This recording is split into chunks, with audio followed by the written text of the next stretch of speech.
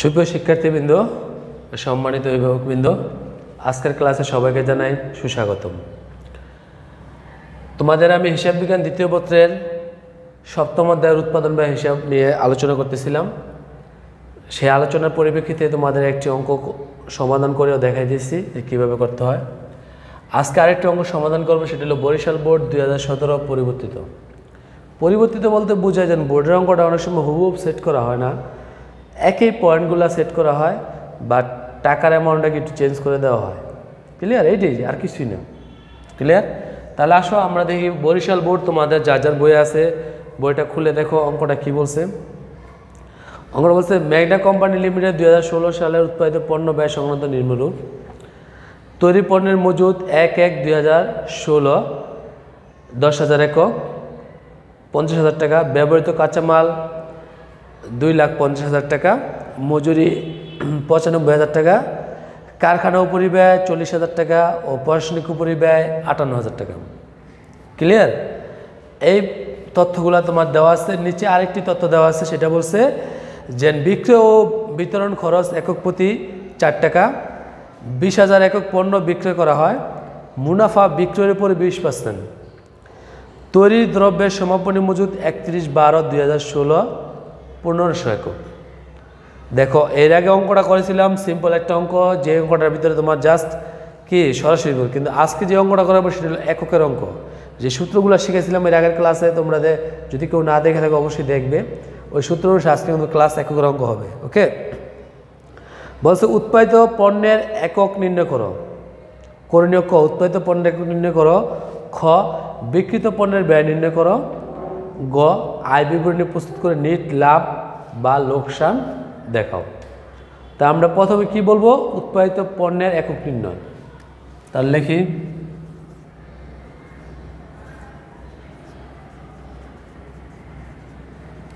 উৎপাদিত পণ্যের একক নির্ণয়। তো উৎপাদিত পণ্যের একক নির্ণয় আমরা কি বলছিলাম, প্রথমে হবে কি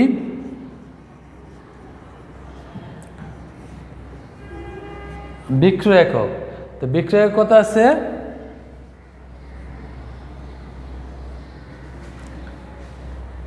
20,000। তুমি এককটা এখানে না লেখা যদি এই পাশে লেখো তাও হবে।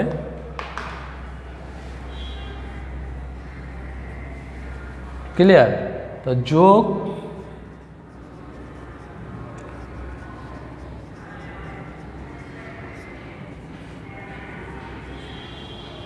সমাপনী একক। সমাপনী একক না, এখানে মজুদ লিখি তাহলে সুন্দর হবে। সমাপনী মজুদ আছে তোমার 15,000 একক। যোগ করলে কত হবে, 35,000। বাদ কি হবে, প্রারম্ভিক মজুদ।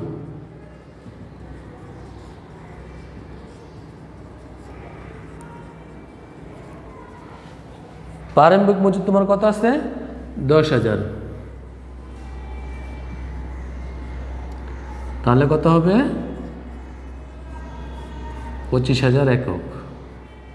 তাহলে আমার এই বছরে 25,000 একক কি উৎপাদন করা হয়েছে।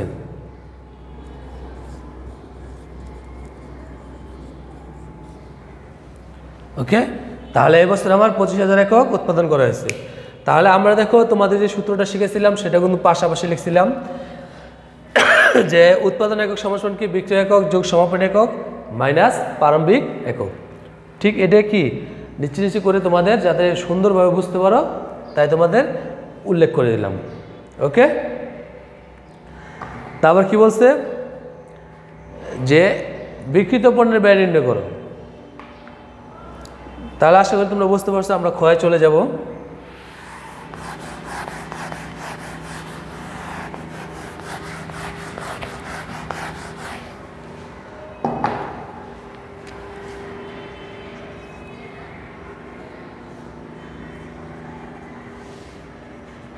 উৎপাদন ব্যয় বিবরণী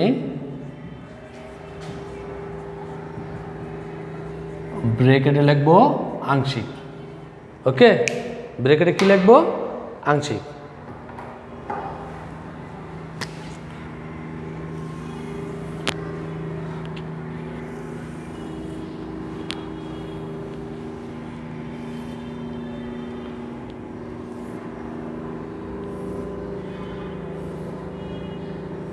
সুন্দর করে একটি ছক কেটে নিবা।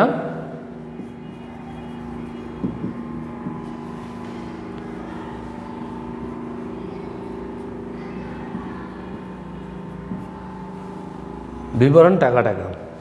তো প্রথমে লিখবো আমরা কি ব্যবহৃত কাঁচামাল।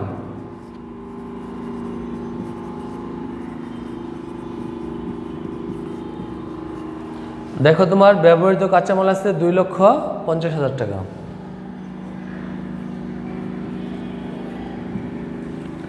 তাই যোগ হবে কি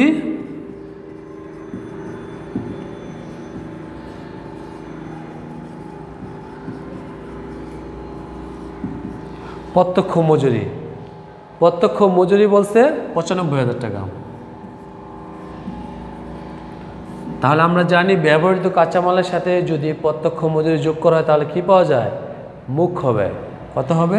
3,45,000 টাকা। এবার বলে লাগবে কি মুখ্য ব্যয়। একটু তোমরা মনে রাখবা যে যখন আমি পয়েন্টগুলো করি, যেমন মুখ্য ব্যয় বা হেডলাইনগুলো এগুলো একটু মাঝামাঝিতে লিখি যাতে এটা সৌন্দর্য দেখা যায়। কারণ অ্যাকাউন্টিংয়ের একটা কথা আছে, অ্যাকাউন্টিং যে আর্ট অ্যান্ড সায়েন্স। ক্লিয়ার? কে কত সুন্দরভাবে উপস্থাপন করতে পারে জ্ঞানের মাধ্যমে। তারপরে কি আছে, কি লিখবো? যোগ কারখানা ও পরিব্যয়।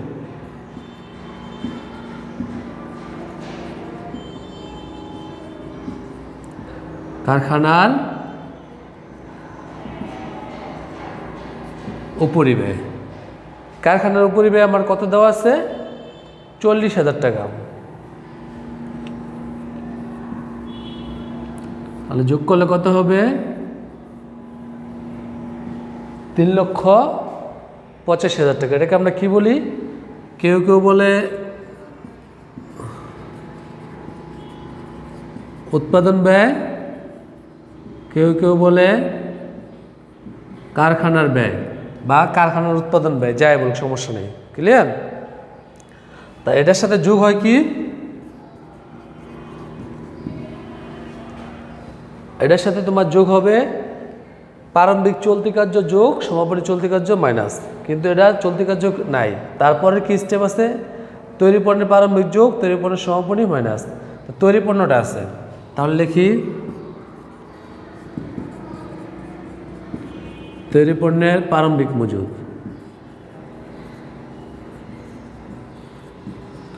তৈরি পণ্যের প্রারম্ভিক মজুদ তোমার দেওয়া আছে 50,000 টাকা। তাহলে যোগ করলে কত হবে? 3,35,000 টাকা। তারপর কি হবে? বাদ তৈরি পণ্যের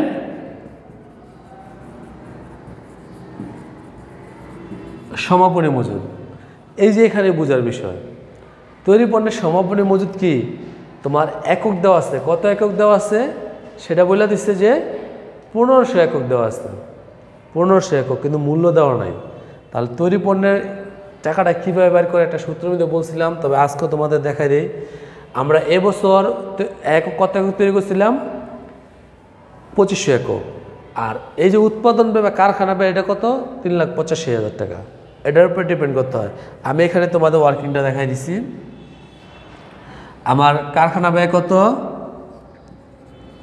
3,85,000। ক্লিয়ার? উৎপাদন হয়েছে কত একক? 25,000 একক।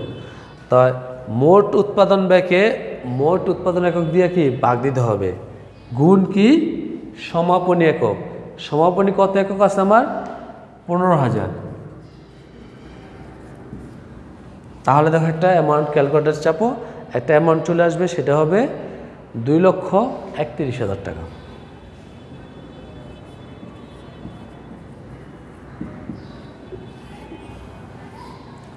$2,31,000 টাকা।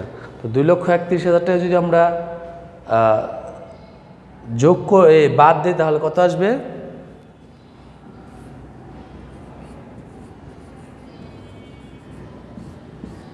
2,04,000 টাকা। ক্লিয়ার? তাহলে এটা হবে কি বিক্রিত পণ্যের ব্যয়। বিক্রিত পণ্যের ব্যয়। তাহলে আশা করি আজকে সুন্দরভাবে এই ক্লাসটা বুঝতে পারছো, কারণ আজকের অঙ্কের মূল থিম বা মূল বিষয় হলো কি তৈরি পণ্যের সমাপনী মজুদের মূল্য নির্ণয় করা। কারণ এটাই তোমাদের ডিফিকাল্ট মনে হবে এবং কঠিন মনে হবে, আর এই কোয়ালিটির অঙ্ক কিন্তু অ্যাভেলেবেল বোর্ডে আসে। তাই আজকের অঙ্কের ভিতরে মূল বিষয়টা কি এটা তোমাদের ভালো করে জানতে হবে, শিখতে হবে এটা কীভাবে বের হয়। এটা হলো যে কারখানা উৎপাদন ব্যয় বা উৎপাদন ব্যয় 3,85,000, এই উৎপাদন ব্যয়কে উৎপাদন একক দ্বারা, উৎপাদন একক কি আমরা কয় নির্ণয় করছি না 25,000 একক, তা উৎপাদন ব্যয় 3,85,000 ভাগ উৎপাদন একক কত 25,000, এটাতে এটা ভাগ দিয়া গুণ সমাপনীর একক। সমাপনীর একক তোমার প্রশ্নে দেওয়া আছে 15,000, তাহলে দিলে কত টাকা আসে 2,31,000 টাকা। তাহলে 4,35,000 থেকে 2,31,000 যদি আমি বাদ করি তাহলে কত আসবে 2,04,000 টাকা। তাহলে আমার বিক্রিত পণ্যের ব্যয়ের মূল্য কত আসবে 2,04,000 টাকা। ক্লিয়ার? এই অঙ্কে আরেকটা ওয়ার্কিং চেয়েছে, এই ওয়ার্কিংটা নেক্সট ক্লাসে তোমাদের আমি করাই দিব, ঠিক আছে? কারণ আমি প্রত্যেকটা ক্লাসে কিন্তু একটা লিমিট ছোট আকার করে যাতে তোমরা সুন্দর করে বুঝতে পারো। তা আজকের মতন এখানে সমাপ্ত। আল্লাহ হাফেজ।